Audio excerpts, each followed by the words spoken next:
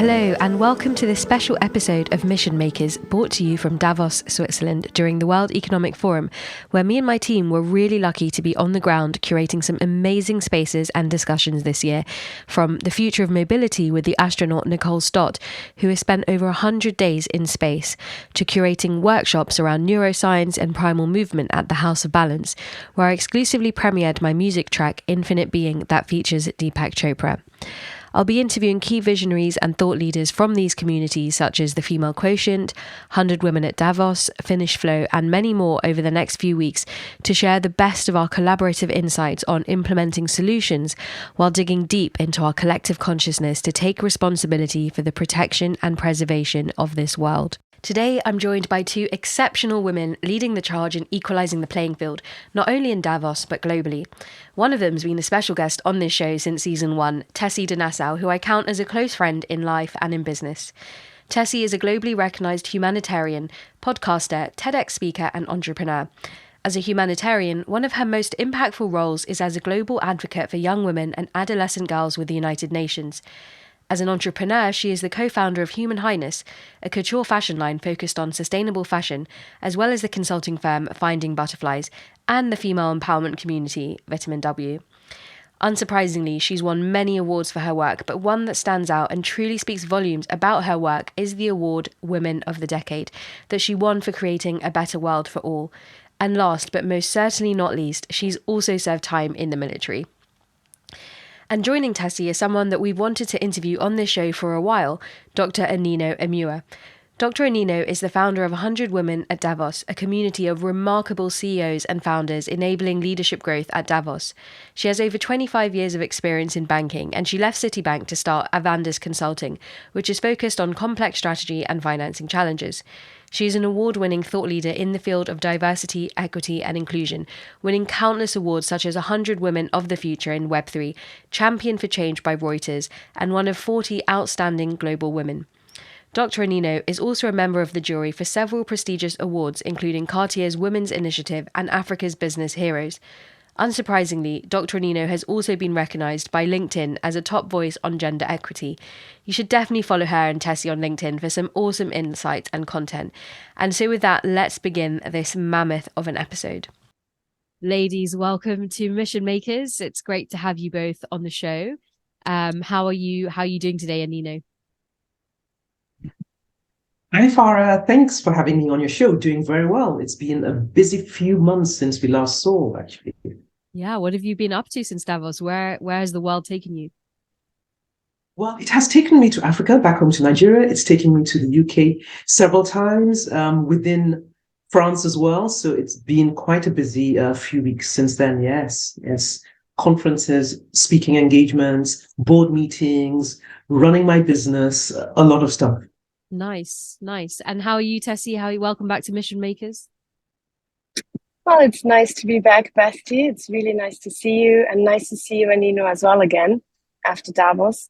Yeah, no, all really good as well on my side. Everyone is well and healthy, which is the most important thing. And for the rest, 2023 has been very kind. A lot of projects. As for you, congratulations on the release of your first song, actually, that you have been working on for the last 7 years. You know the feeling. I have been working on 2 projects now for a while, and they are now slowly coming into the materialization phase. So I'm very excited. One is children's books and the other one is a TV show. And everything is going great, and it's fantastic to see you both so well and happy and doing well. Thank you so much. Yes, you and I share a big passion for music. We've done a lot in that world. So yeah, it feels great when you sow a seed and finally see it blossom. And congratulations to you for your children's book and your TV show. No doubt, the world's going to receive that really with open arms, and we'll definitely plug those links in. So Anino, you're a first timer on Mission Makers. Tell us a little bit more about 100 Women of Davos, when that was kind of started, how did that idea come about, and what that community seeks to achieve. Thank you, Farah, for that. And it's wonderful to be with you, amazing ladies. Honestly, it takes me right back. How did that start? Well, preceding the first time I went to the World Economic Forum many years ago, studied economics. And for me, obviously, the World Economic Forum is something to hear about. And at that time, many years ago, I thought to myself, you mean that world leaders are gathering to discuss and make decisions about areas of the world, for example, like mine, and we're not part of this thing, right? I never imagined I would find myself in there, never. And here comes 2017, and I was at the World Economic Forum. And so this was something that I'd known about for a very long time. And to be amongst, world leaders, decision makers was an absolutely fantastic experience. But I must say, at the same time, I felt a little bit out of it. That is to say, walked in there and, no one seemed to really look like me. Not very many women, and most certainly not very many African women. And you sort of felt,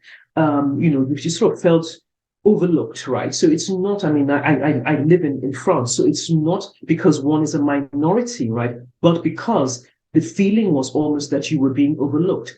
But immediately, I got comfortable when another woman walked up to me, and there were three of us now speaking. And then I realized that this is really very often what happens to women in leadership positions, and that we take comfort and we enjoy being together in company. And in order to elevate our profile, our visibility, and our impact, because we did have a lot to contribute, right? And so even if you're not being asked to contribute, right, there are ways to contribute. And that was absolutely what made me decide to form the community, because I felt that there were other women who were experiencing the same kinds of things, and importantly, who I felt had a lot to add to all of this. And also, going to the World Economic Forum, I found that the engagement with world leaders, there was really a lot of access. They were accessible, and I was able to discuss one-on-one things that were interesting to me, or I found important in terms of creating impact, to presidents of the world, leaders of the biggest businesses. And I thought to myself, we need more women to be able to do exactly the same thing. And this is not an opportunity that should be overlooked. And so I set up at the time, in fact, it was Women at WEF, because it started off from inside the World Economic Forum. And then the second year around, it was an informal community. I got a message from other women who said, look, we are in Davos, but not necessarily in the world at the World Economic Forum. And so we grew our community outside. And this was still happening alongside. I had the opportunity to attend the forum 4 times. But it was clear that you had many women who were very much involved. And so what we do is we work with women to give them access and visibility. Many of the events I'm sure you know about, business dinners, are invitation only. We also work with getting women speaking on panels. So a lot of those previously panels, very often are populated with women from within our community. And also a lot of the invitation only kinds of mini conferences there. We have a women participating. In fact, we have organizers now coming to us, asking us for women of a certain background to represent and participate. So that's what we do.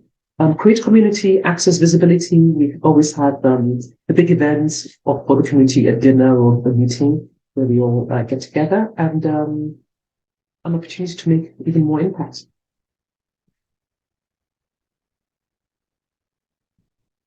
Amazing. And how did that opportunity first arise in 2017 for you to attend the forum?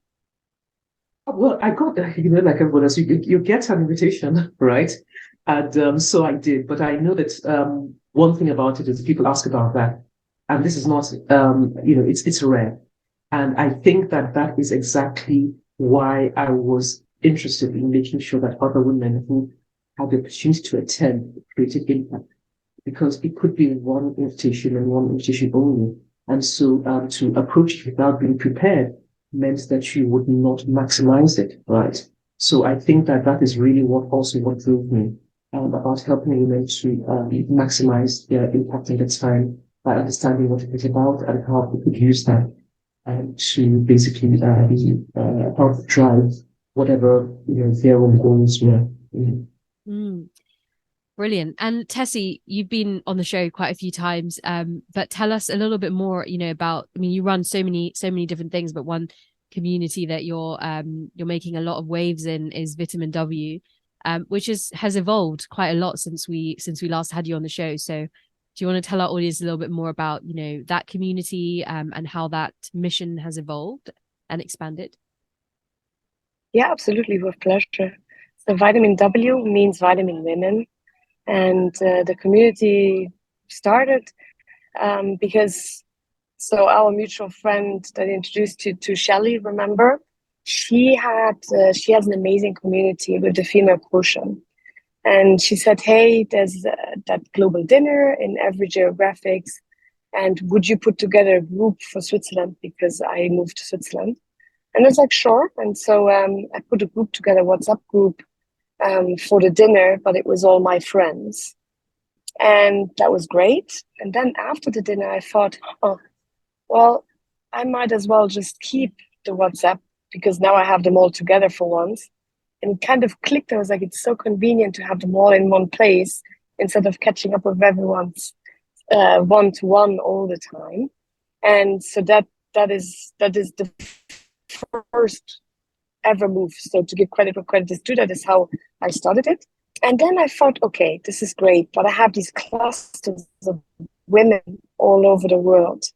And so I thought I'd do this WhatsApp group for all of my different clusters that I have in London, Luxembourg, Croatia, UAE, America, Spain, and so on. And dinner in Zurich. And I was sitting there with the girls and I said, hey, you know, I had these ideas for names. What do you think? And we all agreed on vitamin W because we eat these vitamins for our physical health. But this community is something really for also our mental health. It's for our all overall health. Is it financial? Is it social? Is it economic? Whatever you need, vitamin W provides. I have seen amazing business deals happening. There's quite a lot of business transactions actually between the women. And but also there's just a community where women just have each other's back. It's Chatham House rule. So women, they don't share what is outside to outside people, what is happening inside, no pictures, no information without the consent of the women that this talked about.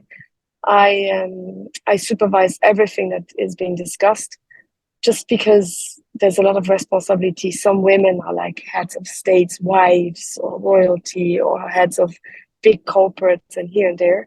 And I'm known that wherever I invite people, there's only good people there, you know, to keep away from freeloaders and weirdos and people who don't mean well. And I say it like that because you just never know. And so I always need to supervise to make sure that the women have a safe space, which is really what I want Vitamin W to be, that you can talk about everything, let that be private or work, and that you have a good time. They meet between each other. We have also these micro groups now where I put people together one-on-one or little cluster groups. We do little workshops, events. And that's really how in the last year and a half, I have grown from one small WhatsApp group of 15 women actually for dinner of a friend to now, 350 to 400 women in 7 countries. And there's a lot to come. As of every community, and Anino can probably relate to that as well. I have been managing this and it's fantastic. But now I want to really grow it and make it really nice and professional. So I'm working on the website, which is membership only. And because there's so much content and there's so many amazing women doing amazing things, to really see how I can help them support them more with really targeted global events for them to meet each other even more. Voila. So there's a lot still to come, but it's literally, in basic fundamental terms, it's a community. It's having sisters in countries where you don't have any other family. This can be your family. And that is what I want it to be. Someone you call when you need someone for all situations. And if it is just for a laugh. That's a very supportive community, and met so many incredible women leading the charge in both of your respective communities. So talking a bit about this year, what were some of your highlights and key takeaways from Davos this year? And Anino, we can start with you. Okay, but just before we do that, I'd like to say to Tessy, congratulations on the community that you are building. And, very often when we hear about communities, we always hear about the good bits, right? But in order for a community to work, there's certain things that have to be done. And I think that is really important when you're talking about it, is managing the community. Because the reality is that sometimes you might get somebody in the community who shouldn't be in there. And you have to take steps, right? So as a community manager, there are these responsibilities. And I think it's important for people hearing this, because many people are managing communities for different reasons, right? And I do hear that people say, oh, what do I do now? I'm hesitant, right? But, thank you for sharing that. It sounds small, but it's really very important, Tessy. Well done. And I love the name Vitamin W. It's fantastic. Okay. Thank you. And there's one for Nigeria coming as well. I have been working a lot in Nigeria, and have been in contact with Anita Ibru, with Lady Maiden. I was on the Guardian Nigerian cover. She's my aunt. Oh my God. Yes, so I was on the cover of the Guardian for my work, and I was there with Kola Karim and with Dengote. Such a good time. I had a really good time in Nigeria. And there's that one bakery in the core center, which is just like that huge palace. I know you know what I mean. And it was just delicious. It's a beautiful country you have there, really, and everyone is so nice. And yeah, I just love your couture as well, and how women dress. It's just pure elegance. It's a beautiful country. Really nice. Thank you. Well, I guess that for you asking, what are our key takeaways, right, from Davos? I think the key takeaways were not even just sector specific, but just in terms of the mood and the attitude. And I certainly found this, it started off in May 2022, but even more so this time. And that was truly collaboration. And when I say collaboration, not just collaboration in terms of your individual projects, but collective collaboration in terms of impact for the good of the world, right?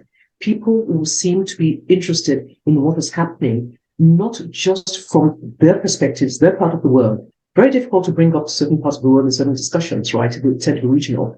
But what happened with this Davos is that people then realized, obviously, we had the pandemic, then we had Ukraine, and with that realization that what happens in other parts of the world can affect our well-being, and that we have a responsibility as well to support. So that was one key and important thing. The second thing as well we saw was, in terms of sector-specific, was, of course, a lot of attention on the metaverse and Web3. The last time it was all about, in terms of emerging technologies, it was about blockchain. But there was a move towards that, and I think that's really important. If we see what's happened with AI and generative AI, just in the couple of months we've left Davos, right? So that was really important. And at the World Economic Forum, they have an initiative on the metaverse, which was fine. I also found, interestingly enough, and some of you might have felt that, quite some interaction and more fluidity between the forum itself and what was happening outside the forum. Obviously, you have the big events like the SDG 10s, the Goals House, and all of that. But you had a lot more fluidity between the two, which I think is healthy and helpful. Reaching out on both sides, which I think is really helpful. Also, I think that one thing that it is that we did find were the numbers. I don't know if you sensed it, but there seemed to be a lot of people who were in Davos this time. So these are, a few of the takeaways. Yeah, it's so true. I think especially because, the pandemic affected quite a bit, and then, May happened last year, but it was basically summer. So, a lot of people this year were attending, I think more than May. And I think everything comes down to community, right? And the more communities that get the opportunity to be there, to be present, to create their space, creates that opportunity for collaboration. Tessy, how about you? What were some of your observations from this year? I agree with Anino on her points, but I think it's also important to say, I have been attending Davos now for, as well, 7 years. And, there's something, it's called the white badges, which is where the politician meets, who come with the helicopters and private jets and all of these things, right? Where you can discuss. And I think it's amazing that Anino is invited to go there, because representation matters, and there's not much representation. It's often white male over 60 who talk there, which is a shame. But with Davos, and that's why I keep attending, there's a very big opportunity for the normal hotel badges, or even you don't need any badges anymore for attending these side events, such as the Swedish lunch, which was attended this year by 1,200 individuals. And there was a waiting list of another 2,000 people. Like, it was huge, right?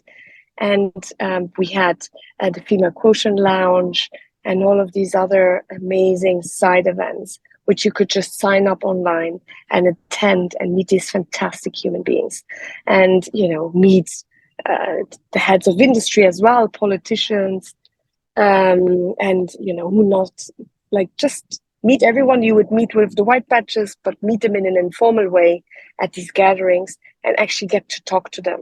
And I think that is really where you can make a difference, because a lot of people, Davos is very criticized, specifically in Switzerland, among the people, where they say, well, why do we even do that? It's just where the rich people go with their private jets talking about climate change, then they get back in their private jets and fly off, right? It's that hypocrisy, right? And I think we need to be honest with one another that, yes, there's some of that there, but if you attend these side events, there's so much you can really do. You get to know these people also. They having a drink, or they're attending some of these other side events, panels. You had the House of Balance as well, and so on. There's really great opportunities to meet market leaders, corporate leaders, government leaders, who are just walking in the street, right? So I think, just to say I'm not going to Davos because there's nothing being happening and it's just for the rich, is not true. There's some of it there that is true, but it is a minority. They are the minority. The everyday people, the people who actually do change things, they are the majority. And I like that about Davos, because you really, I met the most amazing people that I could do business with, like the most successful people from Switzerland, from Turkey and everything, had lunch with them in a restaurant there at an event, right? And it was just, even my husband was very skeptical about Davos. He is Swiss. He said, wow, this is amazing. I would have not thought that Davos is that. So there's a lot of misconception about what Davos is and what it is when you're there. And as such, I think, go and discover it for yourself and see what the value of Davos can be for you. Because I think it's very unique. As Dr. Anino said, you have SDG 10, you have climate change, but you have also for economics, you have government buildings from embassies, you have the female quotient from women empowerment, you have for psychedelics, you have for AI, you have for Bitcoin, you have really for everyone something. So just find it out for yourself and connect with people. And it's really fun as well. The time just flies. And yeah, I would recommend it. There's a book, it's called Davos Man as well, which is a critical analysis on Davos. And it talks about, the misconceptions and the problems of the politicians or the white badges. Sorry for saying it like that, but it is still sadly a lot that. But I see in that criticism what I just said, so much opportunity. And that's why I will keep attending, because I think it's a fantastic place for people and community leaders to really come together in an informal way. And that's fantastic. So that's my key takeaways. And this year was exactly that. I met amazing people, got some new business ideas as well, could, also exchange ideas, ask people questions who were there before me, who have done so much already in the domain that I'm looking at, and just kind of like, picking their brains, saying they say. So fantastic location. And it's a beautiful place, it's very nice. Absolutely. Well, thank you for saying that. And I've said it as well on this podcast that there are a lot of misconceptions around a space like this, but if you are passionate about changing something, you cannot sit on the sidelines and change anything. You have to go to the heart of where things happen like this, where leaders gather, where problems are, are brainstormed or problems are even created. And the same for me, the fact that you can meet some of the most interesting people in the world, some of the brightest minds, some of the most innovative entrepreneurs, and you can do that in 1 week, which would normally take you a year at several different places, is what makes the time worth investing in and going. Anino, do you have anything more to contribute to the misconceptions around Davos? Oh, absolutely. I really want to reinforce what Tessy has said, and this is so important, right? And that is that ability to engage with leaders at all levels.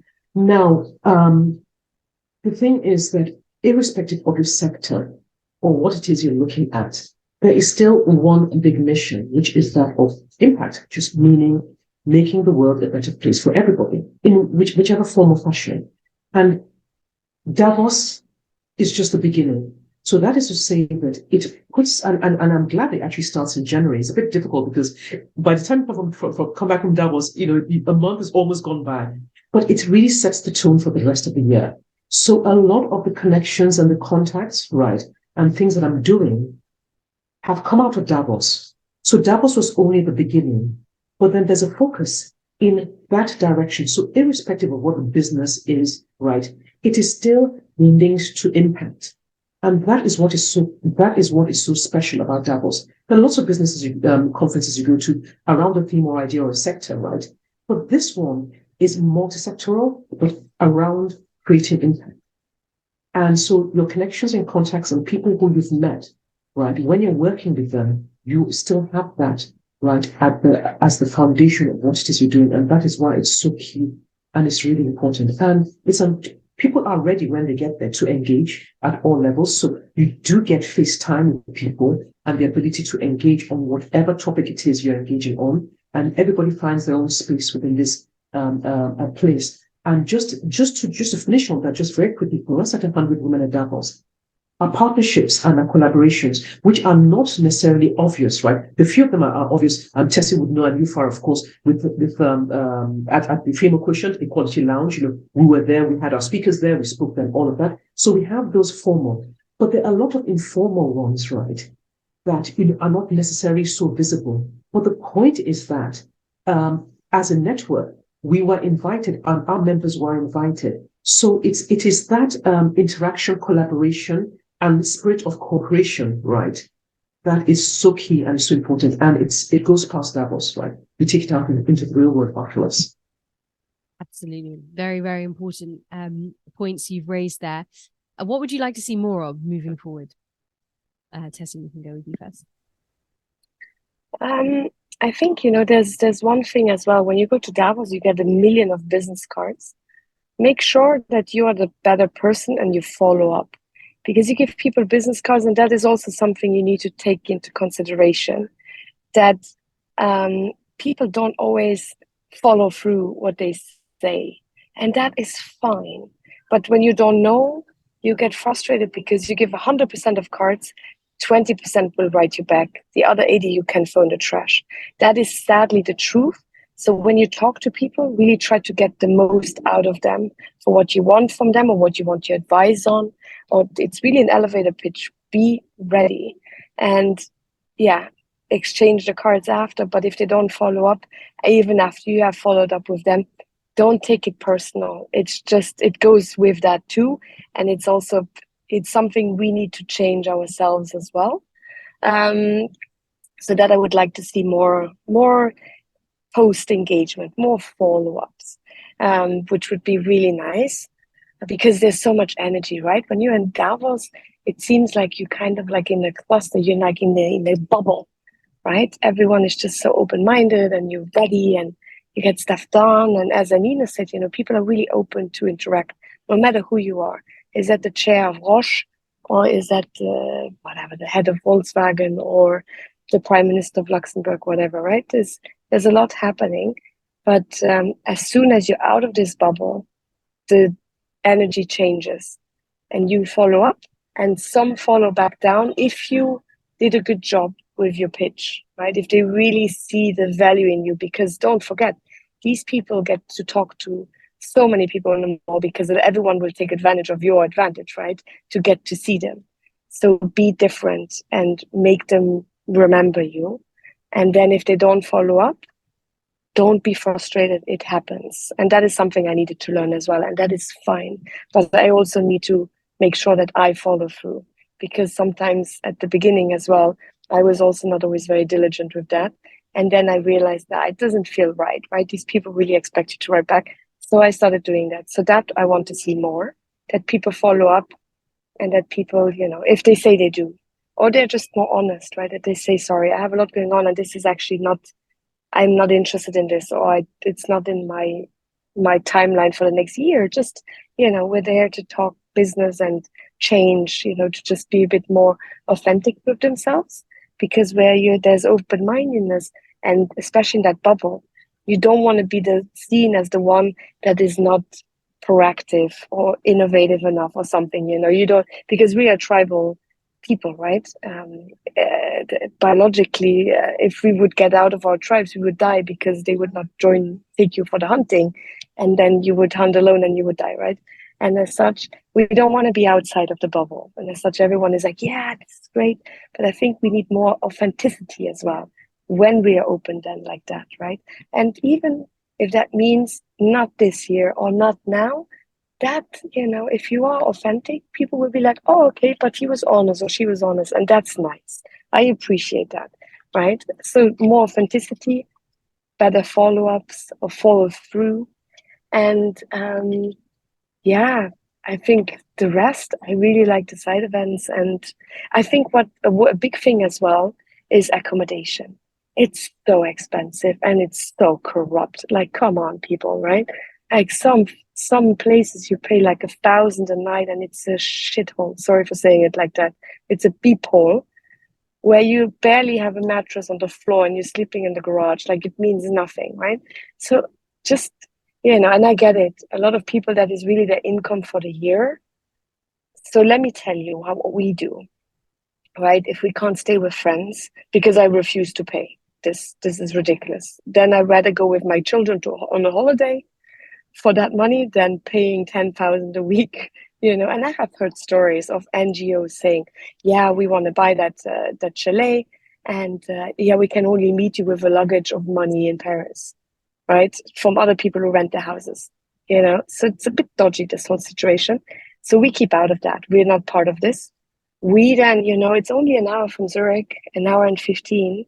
You can take the train. Trains in Zurich are fantastic. And if they are late, guys, I tell you, they are in the papers. If you are 3 minutes late with the train in Zurich, it's in the papers. That's how diligent they are.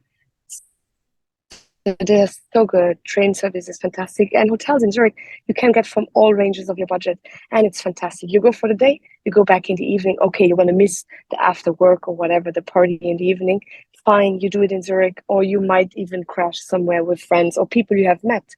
Because that as well, when you meet people, you have opportunities. They're like, oh, come, you can just crash at our place or something like that.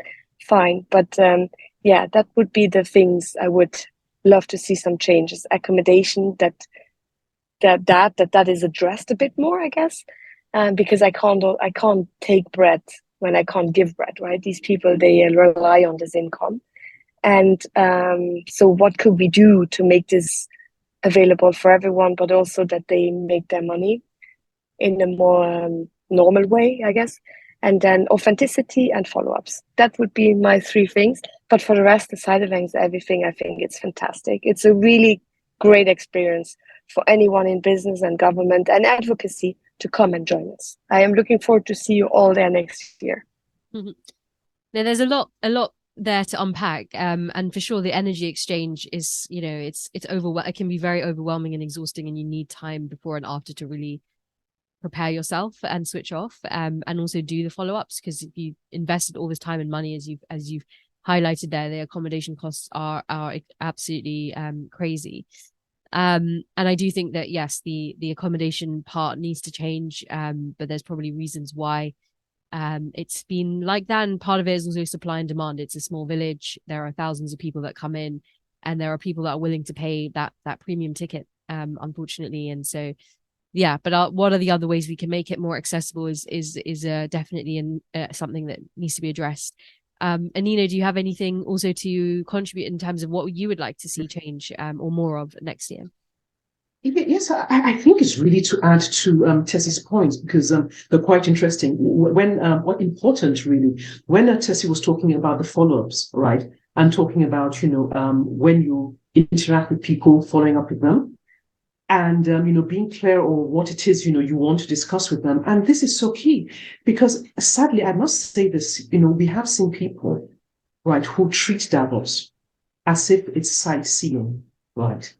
So that is, just come there and have a look and just go without a proper value-added mission.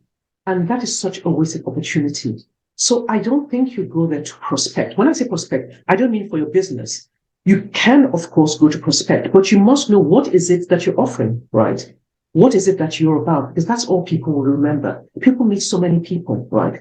So one thing that I'd say is, first of all, be clear about it, about what it is you are, what it is you're offering, right? And people will always remember. The magic of Davos, no matter how magical Davos is, the true value added of Davos is after Davos, right? And that can only happen if you're clear. So as Tessy says, you do the follow-ups, but if you do a follow-up and the person, you got the card, they gave it to you, but there's no clarity, right?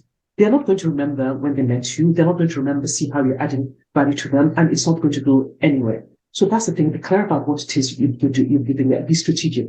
Yes, you have, and the fun bit is fine, but there has to be things which are clear that you're doing in Davos, the people who you're meeting, and what you're having to offer them to make their own lives better, to be honest, or their businesses. You have to be offering something. So it's not all about taking. Accommodation is a big one.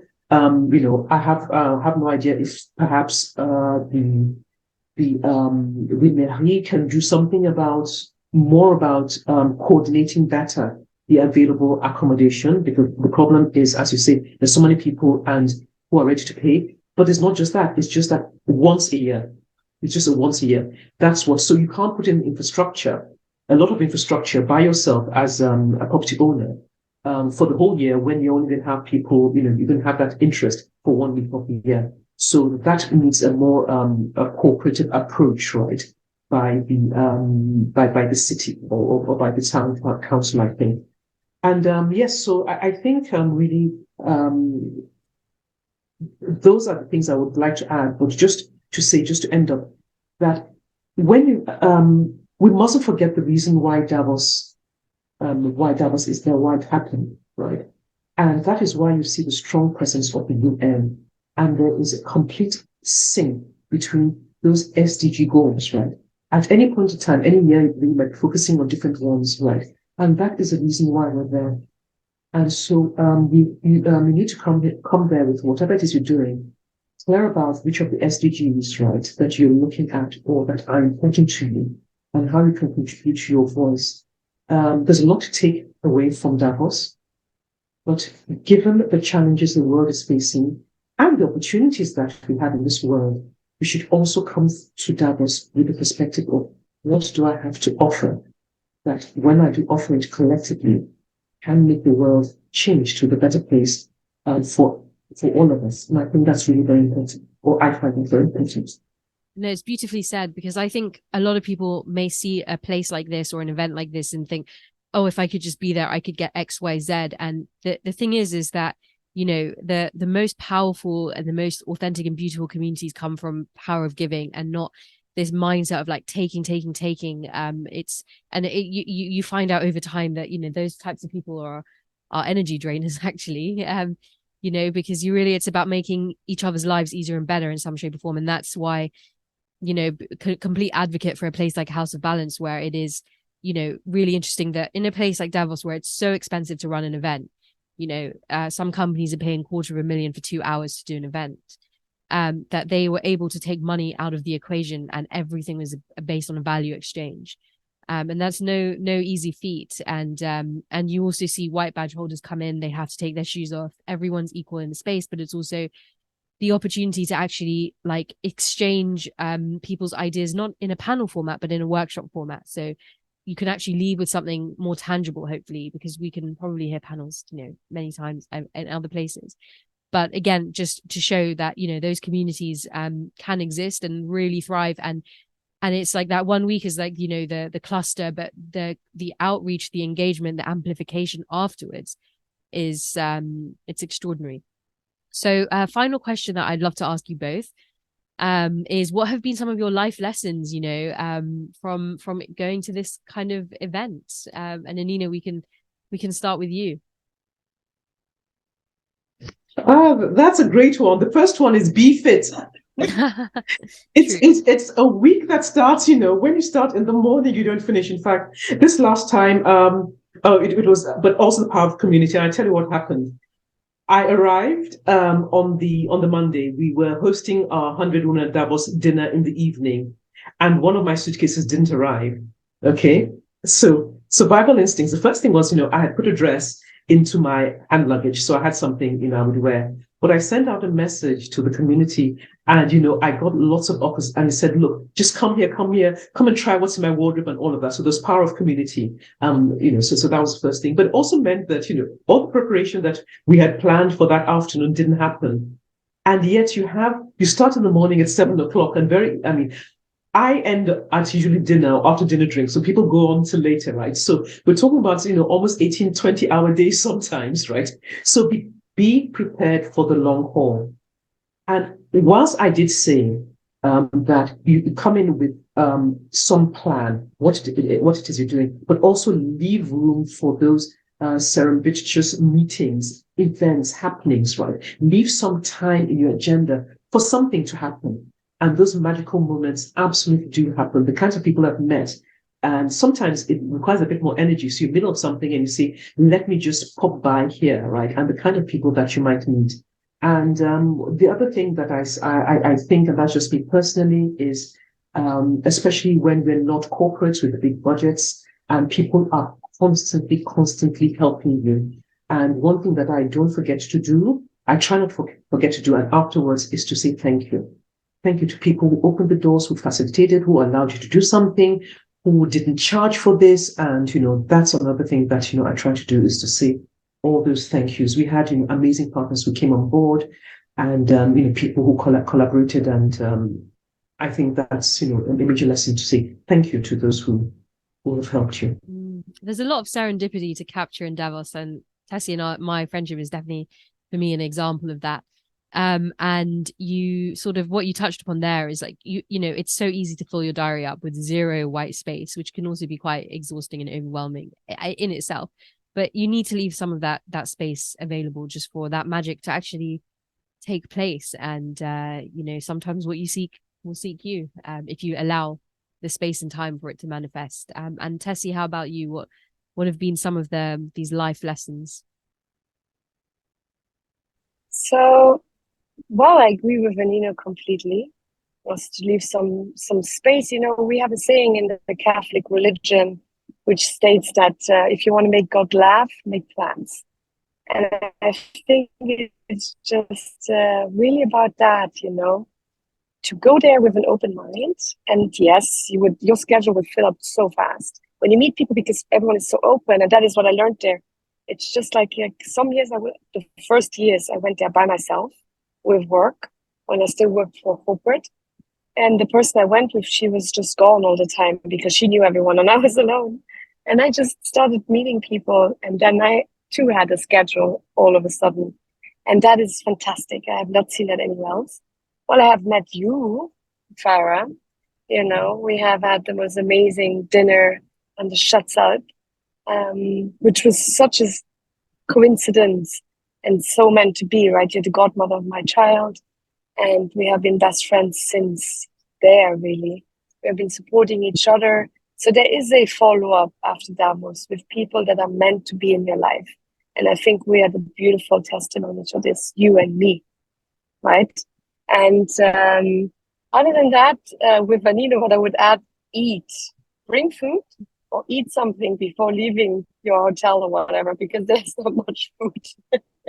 I'm always starving when I'm in Davos. I don't know why, because you're talking to people and somehow the food, if there is food, it's gone within like you have these cartoons where these birds come down and they just eat everything away like within 5 minutes. And it feels like it because somehow I never get anything on my plate other than some breadcrumbs, which is great when you're really hungry. But so yeah, just make sure you have some storage in your house, flat, or wherever you stay to snack on when you come home, when you wake up in the morning. or in your backpack or in your purse that you have an apple or something, because coffee you get everywhere, but food is very rare. So I learned that to just be a bit more logistical. Also, what you wear in Davos, no one wears heels, or very, very rarely, and it's slippery and snowy and cold. It's a different cold there. It's beautiful. So when you walk between the different events, even the main center where the white badges are, it's always long walks. Yes, there's these buses, but if you don't have a hotel badge minimum, you can't take the bus. And you walk a lot. Like as Anino said, be fit, because you will be walking a lot. It's totally worth it, but just have good shoes and keep your heels or your nice man shoes in a backpack if you want to change. So that I learned. Good learning, amazing learning, because the first year I was wearing heels and everyone knew it was my first year. Because the people who go there for a few years, they know when you wear heels, you're not there since a long time. So, and it's just really go with the flow, just let it happen to you. And as Anino said, and I agree with it 100,000,000%, we are there for the SDGs. That is what they're talking about. That's what the white badges talk about. They talk about SDGs and politics. That's what every event is about. One SDG at least. So just always keep that in the back of your mind, We are all there to make this world a better place. Some are more capable, some are less. Some are more have more resources, some don't. But it doesn't matter. There, you really meet on a playing field, by the bar, in a restaurant, bumping into people, or whatever it is. And I think that's beautiful. So yeah, it's amazing. And I love going there because it has really changed my way on business, and it has made me less aggressive towards, judging too quickly a book by its cover. It's really great to go. Absolutely. Well, you both said it beautifully and shared a lot, and would love to thank you both for your time. And perhaps something to just close off on is our mutual friends at Swedish Lunch, who this year told me that, as Tessy pointed out, they had more than 1,000 attendees at their event, but the capacity is only 400. And Marcus shared this lesson with me that,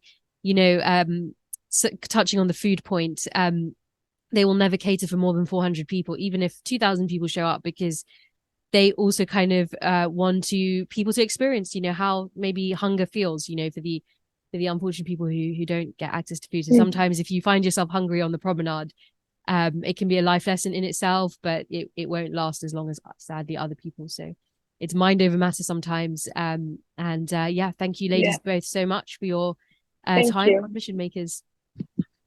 Thank you for having us. Thank you, Tessy. Love to see you, ladies. Thank you, Anino. Mwah.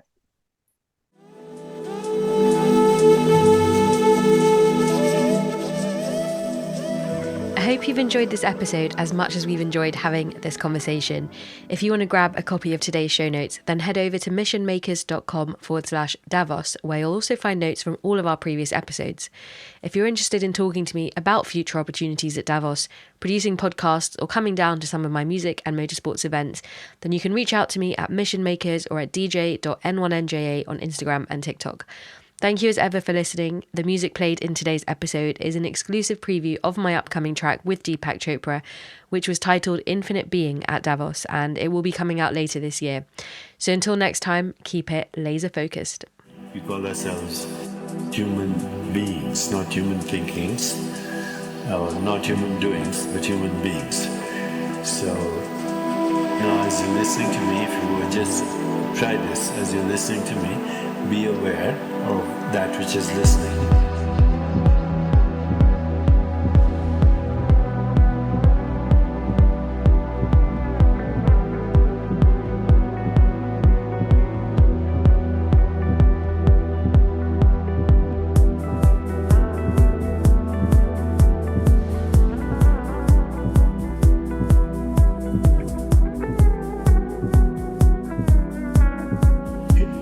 Intention are very weak unless we transcend the mind.